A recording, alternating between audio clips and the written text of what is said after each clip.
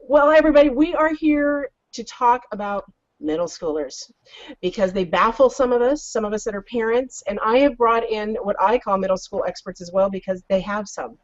And so the first one is Aimee Giese, and I have been hearing about your fabulous reputation as a writer, as a blogger for years, and I don't have enough time in a day to read everything. But Sure. I'm really excited to have you here, so welcome. Thank you. Thank you. I'll do one correction. It's actually Giese, which everyone does. It's not your fault. Most people say it that way. But yeah, thank you for having me. You're welcome. And my other guest today is my friend. She is also my behind-the-scenes person for a lot of what I do, Karen Maris, who also has a middle schooler. Karen, welcome. Hello, how are you guys? Doing great. Good to see you. Good to see you too. Why don't you scooch in more? Okay. Maybe we need to sit back. Get cozy. We can get really cozy and talk about all this stuff now. So part of what happens is, I don't know how many of you guys have middle schoolers, but for me, it's been a baffling time. It's been frustrating. I call Karen crying. I get beat up by my kid mentally because she pushes all my buttons. And what I find is I end up missing out on a lot of the joy because I get too focused on protecting my little feelings and what the points I'm trying to make, and I miss out on some of the stuff. But they're a trip, and I thought it was just her until I started to talk to people like Karen and like Christy. And when you sat at my table the other day, she was over here and we were brainstorming, and I started to talk about the randomness and the noises, and you just went off. You said, oh, yeah, because she's a substitute teacher in middle schools. What are some of the schools that you've been teaching in? Highland, OES, and all over the Beaverton School District, ISB, and so I see all kinds of middle schoolers, and they are amazing, and I've learned how to appreciate them, but it has taken some practice and some reading that they are like this, and it's normal. You're not going crazy. Oh, gosh. Mm-hmm. That's good to know. It is good to know. Mm-hmm. All I can say is it's the noises. It's the random accents that won't stop. I don't do either of yours do that? Yeah, I mean, my son is one of those kind of where he's quiet and then he shifts gears a lot, where he's very quiet and he's starting to pick up the moodiness of teenagers. But then example yesterday, he was in a mood and we were going out to dinner and I don't think he took a breath. He's just talking the entire time, and my husband and I looked at each other and we're like, all right, let him go. Like, let him get it all out. Like, he just wants to talk. That's great, So I think that's, to me, is like the unpredictability of his mood. Yeah, we were, for an example, I was sitting on the couch with my daughter, and it was just the two of us at the house, and I was showing her these old videos of ABBA, because they're doing an ABBA medley in choir, and she said, I kind of want to watch TV now. I said, okay, that's fine. Whatever. And then she turned to me and looked at me, and she goes, I'm really sorry. I said, but why? she said, did that hurt your feelings? I go, no, I'd have told you if it had. And she said, okay. And then pause. There was a pause, and she looked at me and she goes, was that a mood swing? Yes. Yes, it was. Yes, it was. Right. Absolutely. Yeah. I find that they are seeking a lot of approval. And whether they don't even know that's what they're doing. But I find no matter what reaction I give or do not give, I get the what? What? You made a face. What? Right. And that's exhausting. And I have to remember, too, though, maybe I am. And right, you're giving feedback you don't even know. Right. I'm probably, and maybe I, underneath somewhere I wanted to give that feedback, but Right. she calls me on it every time, and I was hoping she'd just kind of log it in and not say anything, but then I'm having to explain it more, or else don't give that feedback and just shut my mouth and shut my face, I don't know, but not show it as much because she reads me from across the room. Right. I was watching something on PBS recently, and they were talking about, the development of teen brains, and it's like apparently the biggest time of synapse growth since when they were like 6 months old, and I mean, partly it's like I have to keep reminding myself, like, it's like the biggest time of change that they're going to go through again ever right now. You know what I mean? Like, as they're becoming teenagers, and I just keep trying to remind myself that, But yeah. Joke around that the new obsession with selfies is everyone thinks it's so new, but the middle schoolers invented this long ago. They are all about selfies. When I've subbed in technology, I always accidentally get caught in the pictures that they're taking. As I'm walking by the computer, they're supposed to work on a project, and then they're taking selfies the whole time. They're just very self-absorbed. With their disposable cameras or whatever they had at the time, right? Right, and I don't know I don't even know what I did. I'm much older than you, but I don't even know what we used. But I remember the passing the notes. Mm-hmm. With all the funky folds in the notes. Oh yeah, they do that now. But they do that now. My son talks about it, how they're passing notes and then they're encrypting them and stuff like that. Encrypting them, awesome. Right. Wow. Well, and our school has so much tech, that they're constantly, messaging each other. It's non-stop, the conversations, and they're inane. Right.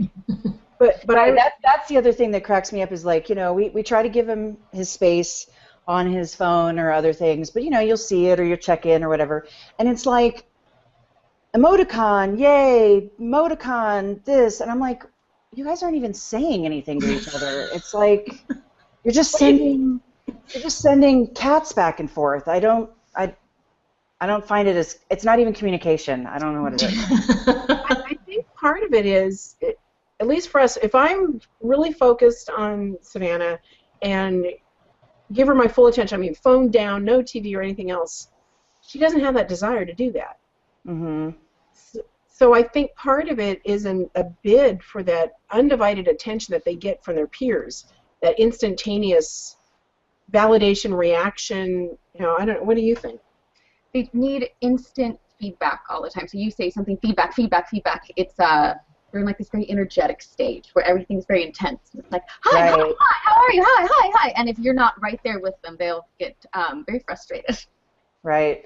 It's interesting. My son is, and again, I don't like to make gender stereotypes, but it's a very interesting dynamic because he is friends with a lot of girls. He's friends with both boys and girls, but he hangs out with a lot of girls, and sometimes he'll come home and he'll be like, I don't even understand what happened today. Like, with like the passing around of like, she's mad at her and they're mad at, and then all of a sudden they're friends again, and he's like, I don't even know what happened.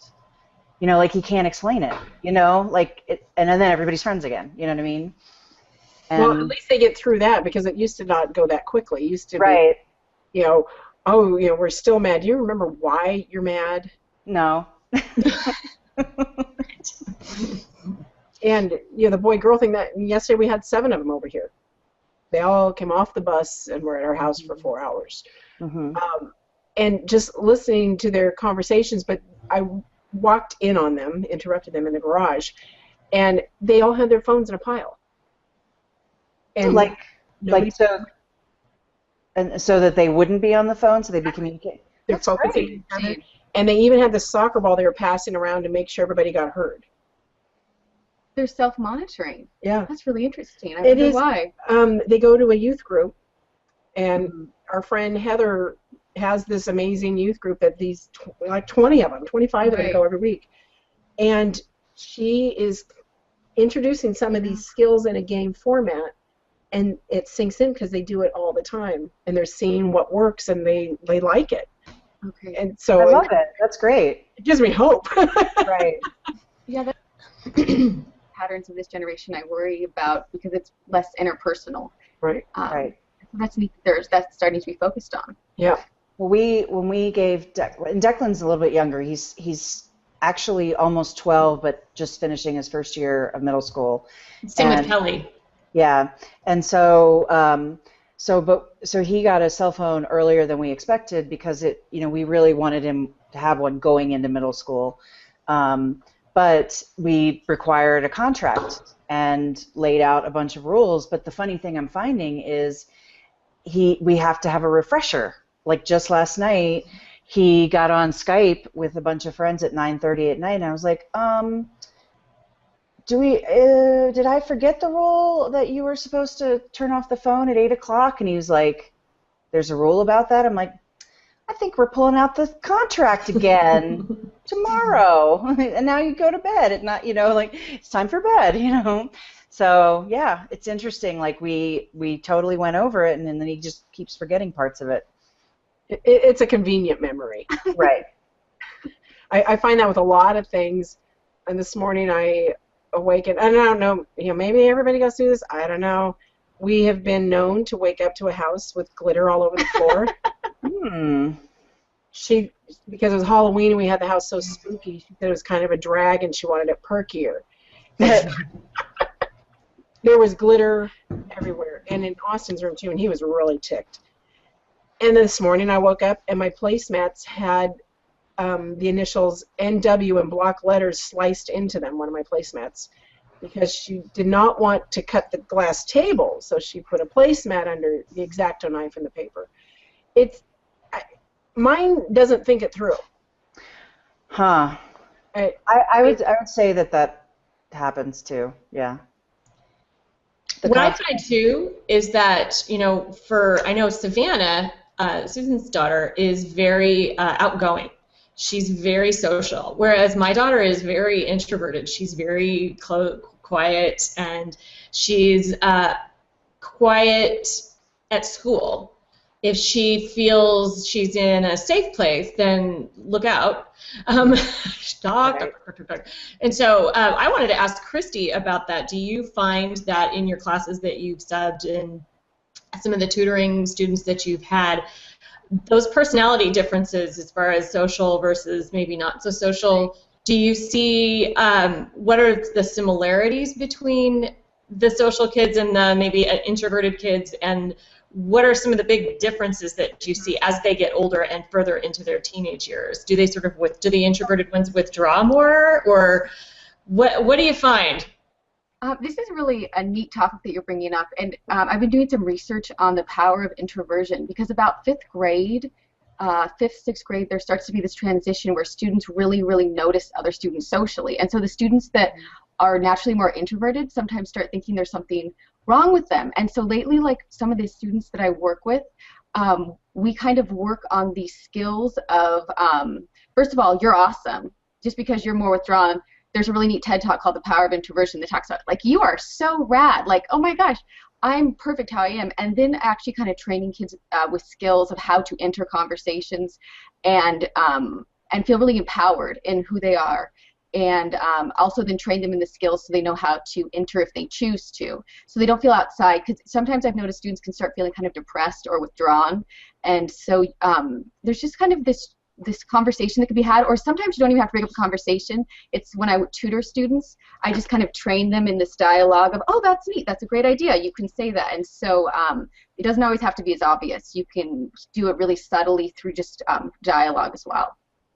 I find it's almost like traffic merging, giving them that skill of how to get to the right pace to be able to jump in and participate, to where they're not feeling, left behind or feeling awkward, or where everybody's looking at them. And I see that interaction, and I know Kelly's really quiet. Our two kids don't hang.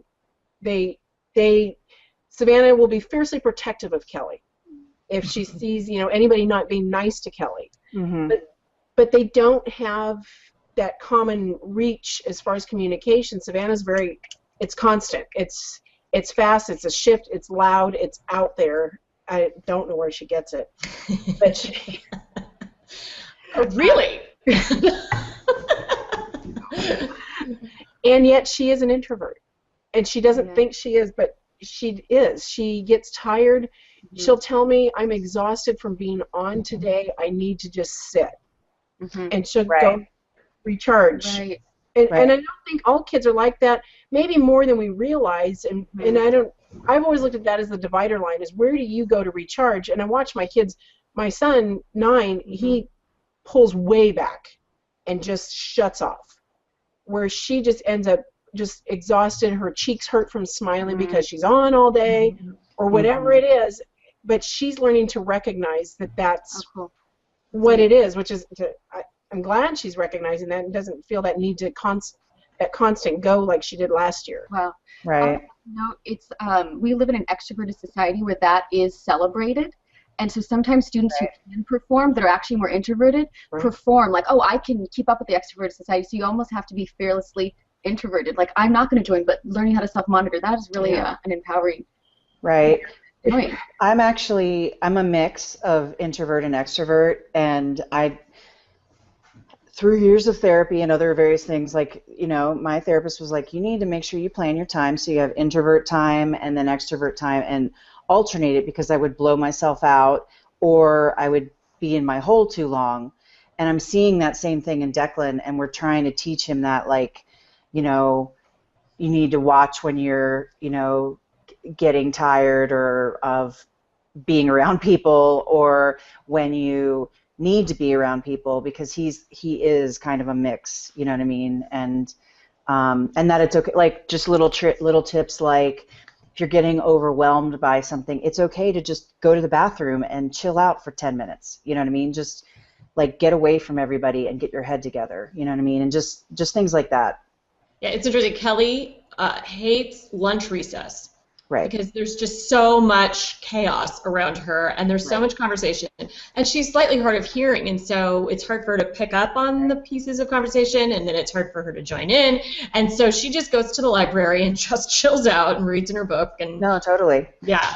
Declan started, there was a teacher who, it was like a treat for her best students to go have lunch in her room, and they watch Doctor Who. And so it's like if you did well in class that day or week, you got to pass. And so he's like that. I mean, I think that's a great incentive for those type of kids.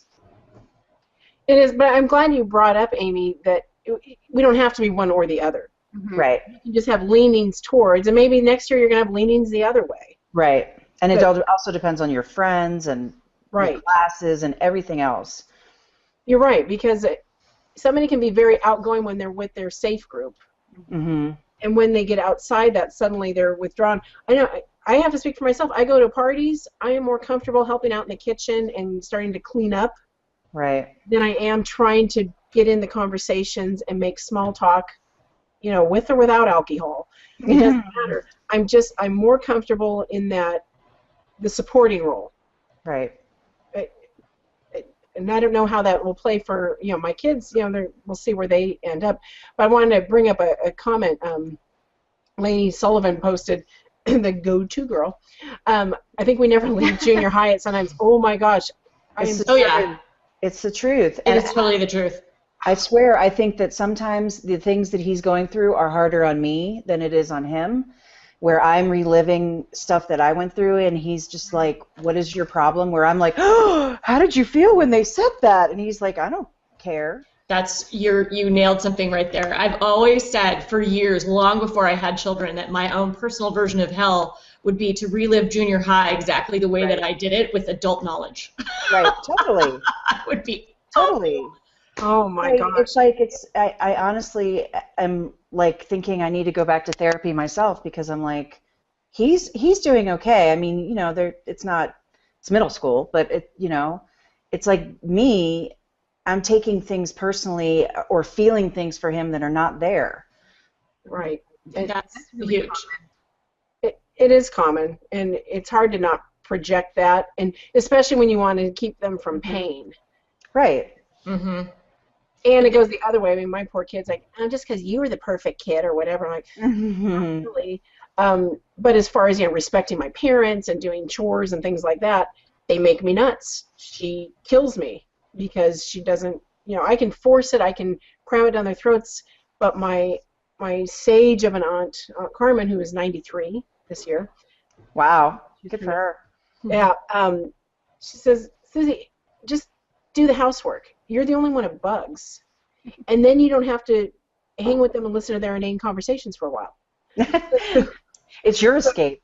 Yeah, she said that's your, just do it, because otherwise you're going to spend all your time fighting and you never accomplish anything other than bringing the tension up in the house so much that nobody has fun. And you can play victim all you want and be angry, oh, they're not doing this, they're not doing that. Who's it really bugging? Yes, I want them responsible, but I have to remember to look for where they are showing that responsibility. Right, that's what I was going to say. As long as they are showing that they can be responsible, if it's maybe not in the area that you want them to be, it's like you're not going to have to live with them later when they're slobs. Right, and they'll remember it, I think, at that point. And I think you guys are bringing up something that comes up with every family that I tutor, is I end up working with the parents a lot, because whatever's going on with their child and learning ends up coming out in the whole family dynamic. And so I think this is middle school years bring up everything with you and your kid, and so that's just what happens, and so you just work through it. But all parents, I'm like, who am I working with, the parent or the student? But yeah. I'm finding, too, as far as school goes, and you bring up tutoring, as far as school goes, there's a very, very finely placed lid that, when difficulty is met, pops. And so she's very emotional when an answer isn't coming to her immediately. And Christy, how do you talk your kids through that, and how do you counsel the parents on that? Oh, that is like one of my favorite questions. Thanks for asking that. First of all, I ask parents to be fearless in letting their child process. And like I had one mom say, I'm really social like this, and my kid doesn't understand all these other things and these social cues and what's going on in the text and making applications to self. And I'm like, well, why don't we fearlessly see how your kid thinks? And so I always ask parents to put themselves aside and then to celebrate the process. And as you're teaching something, you can always find something the learner is doing that is that's correct, and so teach from that point, and then celebrate the process, and it retrains the student to think in a way that they enjoy learning. Instead of, it's also a societal thing that we love the process. Like, I got the answer, and so it's kind of a shift in mentality of loving the process, and that's where really fun learning comes in. I was just speaking with somebody the other day that thinks outside the box. And we've drilled into people that failure is a negative, that failing is negative. And I think giving them the confidence in school, whatever it is. I know Savannah's so defensive. She'll say, you want to read my paper before I turn it in. And I read it. Do you want feedback? Ask her how much do you want? And I give it to her, and she's crushed. And like, honey, I'm not doing it to if you want to improve, here's some areas where you can improve it. And I have to keep working on my wording. You're helping me. I'll keep working on my wording to present it in a way that it's not saying that you failed. And even if you did, why am I thinking that's a bad thing? Learn from it. Do something better with it without thinking that that's a stopping point. Look at it as more of a starting point. Right. That's a huge challenge for me personally. My husband is much better at guiding through the process, where I'm more about let's fix it, and I'm trying to be more about the journey. But like, for example, he's taking Spanish, and they're doing immersion, and I have to say I'm incredibly amazed how much he's learned. But he'll say things to me, and I will automatically just start correcting his conjugation and things like that, and he looks at me like this look of death. And I am starting to just go with it, or ask him, like, what am I supposed to do right now? Like, would you like me to answer you back, or would you like me to correct what you just said? Or, and that's getting us to a better place, like where we have a conversation about what he wants when he starts doing that. But yeah, he and I especially go back and forth about, that kind of thing so badly. I think part of that it's that seeking approval thing, though, too. They're really torn. They want to be independent and do it their own way, not care what anybody thinks. They really care what we think. Right. and it does crush them, and they don't know how to articulate it. I mean, we had really some very painful conversations with Savannah about that type of stuff lately, and it helped. Right. That's bugging me. It really helped as far as clearing the air to know where our motives are, and we got really nitty-gritty honest, saying that it's not to criticize or knock you down. And she said, you know, every time you bring up something I do wrong, it undoes all the compliments you gave me earlier. It's hard. That's hard, and it's a button. She's also pushing button when she does that. But it's like, when, you know, how much am I going to let her do that? How much of it's truth? And so sometimes I have to go just sit with it for a while. And I wonder if that's really where it is. I got to try it on sometimes to see if it fits. So that's also what you're doing. That is it. You're doing it because you're just engaged in talking it through. There's no perfect way to raise teenagers, except there's not. You need to just write it out for me, and then it'll be perfect. That's great. Hey, give me my script. Right. Jessica Maynard, you know, when you were talking earlier about needing that break, and she said, I did advise my son to ask to go to the nurse if he needs a bit of time to himself, just yesterday. Right. So great. That's great. She's giving him a tool. That's something I really would like. Like, if I could say something to every teacher, it'd be like, allow students to self-manage. Like, a lot of times in rooms, there's this value put on compliance, like everyone's doing the same thing, which is important, but also we can take a break if we need to. And sometimes I don't think students have that opportunity. So that's really neat that that Jessica allowed her son that empowerment. Right. Yeah, right, and I feel very lucky. My son's in the environment in his school is, I mean, it's a traditional public school, but they kind of value different styles of learning, and he, you know, like, he's one of those people that sometimes, again, I mean, he gets a little overwhelmed and they're learning and stuff, and he needs to go, like, write things out on the whiteboard, and again, as long as he's staying on task, his teachers will let him go do that, like think the process out, or, you know what I mean? They don't have to be like sitting in their chairs and doing exactly. So I find that encouraging, you know. Savannah brought home a story that she had worked on that I did not like the ending at all, and her teacher told her in no uncertain circumstance it was junk. And so she painfully reworked the story because it was really bad. And it was not for school. You know, it was a very dramatic end. Everybody died in the story, and it was just like, oh my gosh. But she reworked it, and what she found, though, and I'm learning they're pretty smart, and I love this when they can start to think for themselves and problem solve for themselves. She asked the teacher for what the criteria is, and she saw what the criteria had to be met for her story to make it. Mm-hmm. And despite the teacher not liking the storyline, she met the criteria. She changed the ending to not be so gruesome and gave it a much more mature and, you know, I'm not going to say happy ending, but, you know, it was a lot better than what it was. But she met the criteria, and so she ended up with a highly proficient on something, which is like the highest grade you can get with this system they have. But I think that sometimes, you know, I think the three of us as parents are more into giving our kids a little more leeway and letting them problem solve. Right. Yeah. But then on the other side, because of some of the freedom Declan's been given, he also has a little trouble staying on task in terms of what the assignment is. And so, like, a lot of times he'll be like, well, I just want to do it this way, this, like, creative thing. And I'm like, well, how does that meet the goal of the assignment?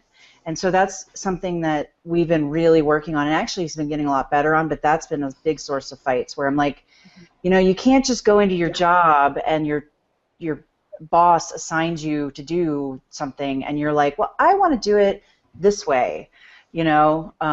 So that's the other thing I do find frustrating, is that some of that freedom has led to him thinking he can just do whatever he wants, you know. I've actually told Kelly, give them what they want. You can create any other time in your life, any moment that you want in your life. Be creative, but give them what they want, because they've told you what they want. They want to see, play the game, and then go off and draw your pictures. You know. Right. So you can do that. You can do an extra credit and show them how creative you can be. but don't, you know, they've told you what they want. Okay. Right. Oh, I know, because she'll get, you know, and I hear a few of them, they'll get ticked off. Oh, we just had a better way to do it, and this, and oh my gosh. Yeah. If she has 30 of you bucking her on the one thing she's asking you to do, Right. how exhausting. Yeah. That's exhausting. It's bad enough one-on-one when we're trying to Right. teach them. But I can't imagine, you know, these rebellions that she gets started. Right. You know, it was some dress-up thing, and one of them wanted to wear a dress, but he's a boy, so he can't wear a dress. And she said, why? Can I dress like a boy? And yes, you can. Then why can't he dress like a girl for the day, for this special thing? His dream job was to be a princess, so everybody would wait on him, and he would have paparazzi. Okay, fine. But she made him go change out of the dress that he wore for that costume for Spirit Day. And, you know, I can't even imagine what it would be like. I can't imagine. I could not do what you do, even as a sub. Or, oh my gosh, that would exhaust me. Yeah.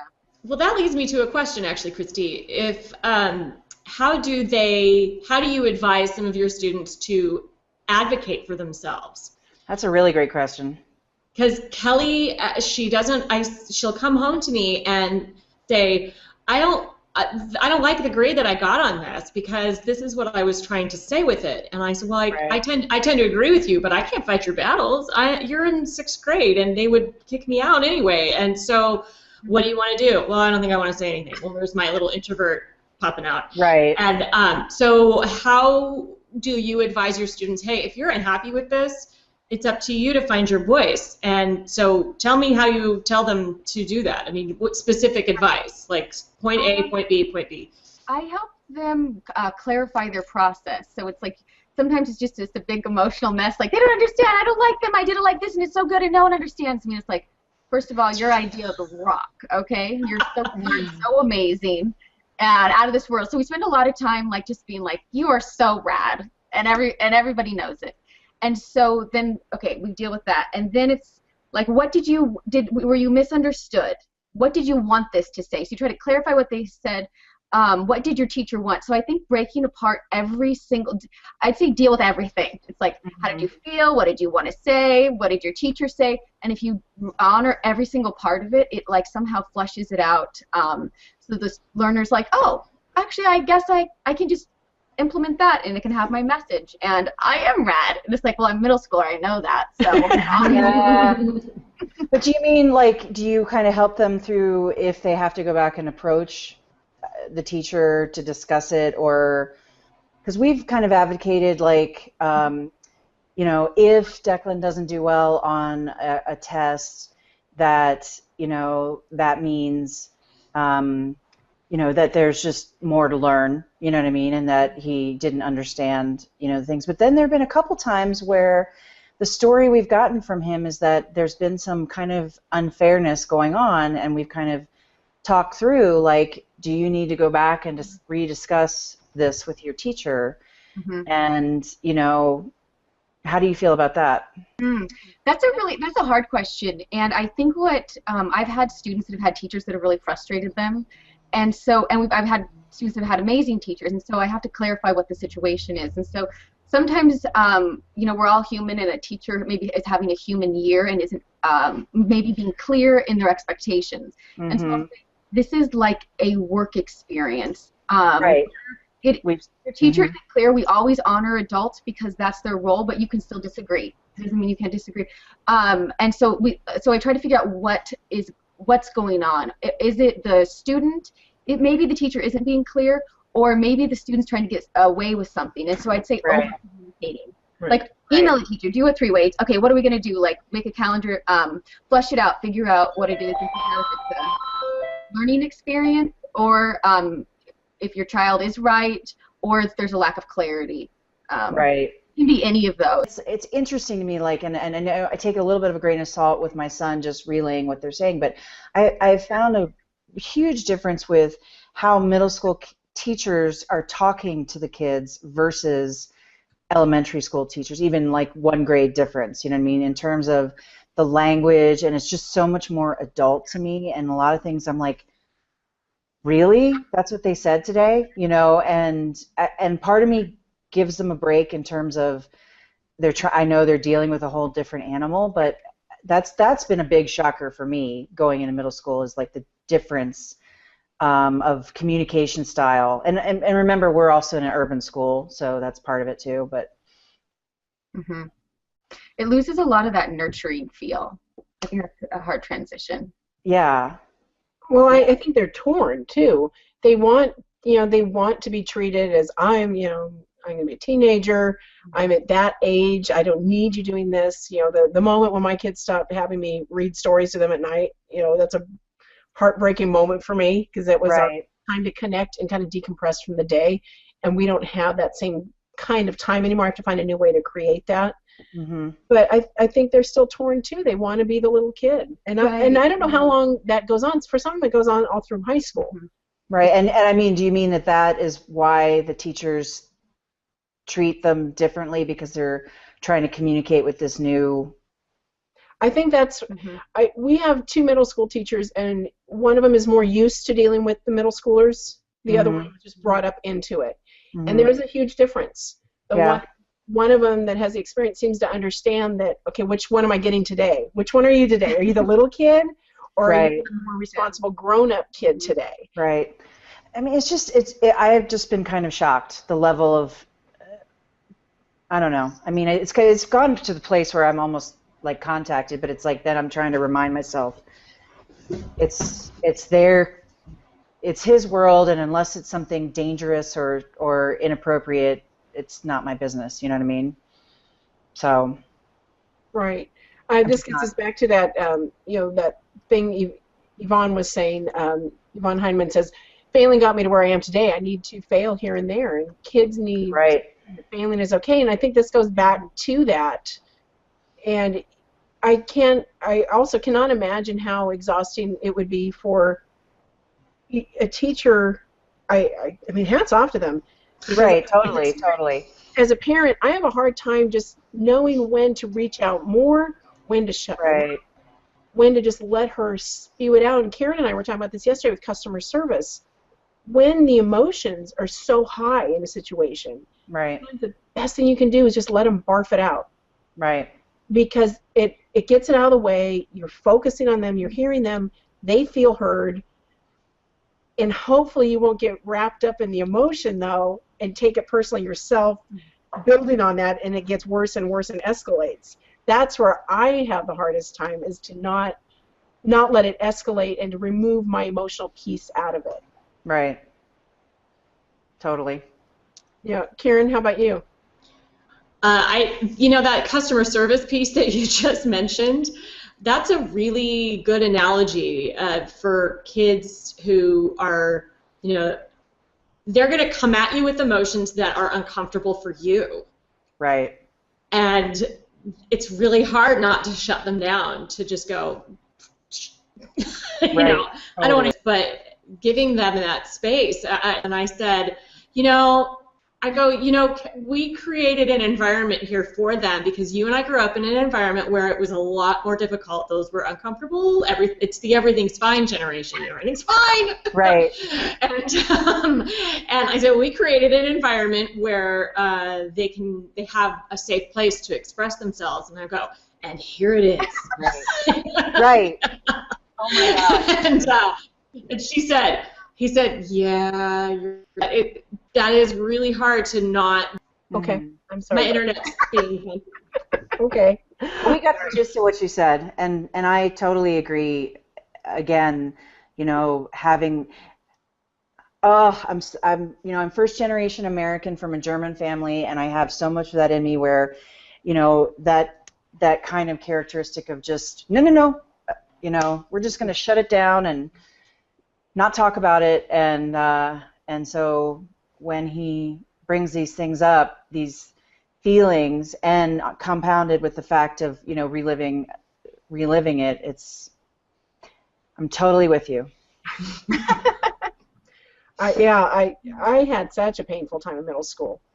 I should say starting at 6th grade. 6th grade was dreadful for me. It was painful. I looked a mess, and every boy knew it. And I was just awful, first kiss, you get paid, somebody got paid $1 to give it to me, and it was really bad. And I was bossy pants, and I did not.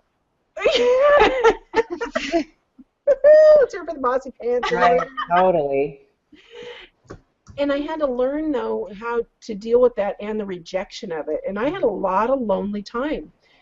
Me too. You too. Yeah, nobody wanted to be around me, and I had to learn how to navigate that and figure out, my mom even says, first you got to learn how to be happy being alone. Right. At 6th grade, we went to Toys R Us, and she bought me Legos. She bought me one of those flocked posters, with the black and the markers that come with it. She bought me a big one of those, and I forget what the other thing was. There were 3 things that she bought me. Just learn how to entertain yourself. Mm. And I was always, and actually, through, I'd say all through school, up until college, kind of just like the middle. Like I was lucky enough not to get picked on, but I was not popular either. And I didn't have, I have actually some really good friends from childhood that I'm still friends with, but, it wasn't ever like that bestie, you know what I mean? Like that the 2 of us are always together or whatever. And it was like, I remember in middle school being invited over to a girl in the neighborhood's house, and she's like, well, you're the 6th person I called. Nobody else could come. It's like, what? Tell somebody that. What an awful thing to say. And that's the kind of stuff that I think about for Declan. Yes. And I counsel him on. Like he had called one friend, and then that person couldn't come, and he called another. I'm like, don't you dare tell him that he's the 2nd. You know what I mean? Like, and he look at you like you're from the moon. Like, of course I wouldn't do that. I know, exactly. He's like, I'm so much more respectful than that. He totally was like, why would I ever do that? I'm like, don't. Just in case. Don't ever. Don't bring it up. Just in case. Don't do it. It hurts. Well, I know I got mean girled in 7th grade. So 7th grade was my loneliest, worst, most painful year for me. And so I think we were losing you. Sorry. Yeah. So, but I think, as we're getting, kind of towards the end, I would love to give some people some takeaways. And I think one of the biggest things we've illustrated is we ought to not bring our baggage from our own experience to these kids. I 100% agree. I think that's where we miss, for one thing, we miss out on hearing how they're experiencing it because we're so busy projecting our fears and feelings. Mm-hmm. And I also want to remember, and I'm looking to you to fill in some of these things too, to look for that beauty, no matter how tired you are. That one-on-one time, they don't actually need a lot of it. They need like 10 or 15 minutes in a day. It's surprising because their attention span's so short. But and also, I think the really big part of it is that we're not going to have them that much longer. You know what I mean? Like they're going to, like if you really think about it, middle school is our last concentrated time with them because once they're driving and once they have friends, they're gone. Yeah. And I keep reminding myself when I'm tired or when I'm have work or whatever, I'm like, God, I need to like just stop and go experience this, you know what I mean, no matter what it is. Yeah, I would say to really start having fun with your middle schooler. Like I think when this whole thing started, it's when I had substitute taught, and I came over and I was going off to Susan about the day, and I said like students were coming in like, oh my gosh, there's a light in the room. Oh my gosh, I have a hand. Oh my goodness, I'm a girl, you're a boy. Oh my gosh, I have a phone. You have a phone, and it was like took all their nerves and turned them outside. And I said, it's kind of like if we're sitting in your kitchen, like a teenager walked in, they would be like, oh my gosh, that light is bright, and it's this dim little light in the kitchen, and she said, they have that. They do. It's like everything. Like you were saying, everything's like on. We're like this, but their nerves are like this. Right. I don't want to have Hulk hands, so we'll do that. And everything is so hyper experienced. It is. And she does. She wakes up. She's, can you turn the light down? And it's not that she's a vampire. She's not hungover. She's just. It's just too much. Yeah. And I'm thinking, are you kidding me? You're just being dramatic. And that's a hard. that. Like, Right. okay, that's where you are this morning. I have to just shut up. Right. Really good book, this yardstick book. It talks about all the different social, emotional, developmental, physical, and how students act in schools, how they develop. And there's a chapter in here about what kids do in middle school and how they go from being this kind of compliant, sweet little like, yeah, I love you, to being like, it's all about me. And so anyway, this is a really good Right. show. I think really empowering. Yardsticks, children in the classroom, ages 4 through 14. And I have a book recommendation if anybody can hear my audio. Yeah. The Roller Coaster Years. Okay. We'll put that in the events. I'm screwing it up here. Yeah. Okay. We'll put that in there, but the Roller Coaster Year sounds like a great book. We'll link that in the event stream as well. But I want to go through too and tell everybody how to find all of you. Aimee, let's start with you. How can people find you? My blog is greeblehouse.com, and I also do web development at Giese Media, but my main blog that talks about family life and music and travel and tech is right here, greeblehouse.com. All right. And Karen, how can people find you? Well, I'm in the middle of sort of transitioning over, but my main blog Well, Karen, I'm going to have is submommy.com. You're going to have to just do it for me, Susan. And she's also expanding and ready to launch a site very soon for Beyond Words Media, because Karen is a fabulous writer and she's a fabulous person to help you out in any writing, social media, connection kind of needs that you have. So yes, she's a mom. Yes, she has been known to be a cookie mom for Girl Scout troops, and she hated that job. And so this is what she is fabulous at and shines. And Christy? I have a website, educationpartnering.com, and you can get a hold of me there and see what I'm up to, and also you can circle me at Christy Musser on Google. And you can find me at susanfinch.com, plus Susan Finch, and on Twitter, Susan Finch Web. And I try and keep everybody up, and I give away a lot of free tools and tips and have some fabulous interviews like I've done with you three today. And I want to thank you all for being part of the show. It's been very nice to have you here. And Aimee, to get to know you too. You know, that I'm a German, so you know I'm half German, half Mexican, so I have that, you know, just suck it up kind of mentality to my core as well. So I get you on that, and I'm so glad to have met you so I can start to follow you. And Karen, I know I'll see you very soon. And Christy, how fun to have you here in my house and right next to me. And I think we're going to end up having a cup of tea after this and visiting to recap. So thank you all. Thank you so much, and we will look forward to talking to you all soon.